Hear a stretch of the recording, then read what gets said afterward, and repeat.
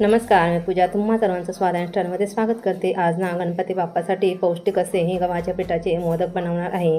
तर 1 कप गव्हाचं पीठ, अर्धा कप रवा, 5 ते 6 चमचे मलई, अर्धा कप गूळ, वेलची पावडर आणि साजूक तूप घेतलेलं होतं आणि मोदक बनवण्यासाठी साचा पण घेतलेला होता। आता कढईमध्ये 3 ते 4 चमचे तूप घालून मंद गॅसवर गव्हाचं पीठ भाजून घेतलं। त्यानंतर रवा घालून मी 2 ते 3 मिनिटं रंग न बदलता रवा पण मी भाजून घेतला। आता साधारण मला पाऊण कप इतकी मलई लागलेली होती, तेवढी मलई घालून सगळं व्यवस्थित मिक्स करून घेतलं। त्यानंतर अर्धा कप गूळ घालून सगळं व्यवस्थित मिक्स झालं की सगळ्यात शेवटी वेलची पावडर घालून मी सगळं मिक्स करून घेतलं। आता मोदकाच्या साच्याला थोडं थोडं तूप लावून असे हे मोदक मी बनवून घेतले। बघा, अगदी सुंदर आणि सुबक असे हे मोदक तयार झालेले होते। तुम्हीसुद्धा असे मोदक नक्की बनवून बघा। तुम्हाला व्हिडिओ आवडला तर लाईक, शेअर, सबस्क्राईब करायला विसरू नका। धन्यवाद।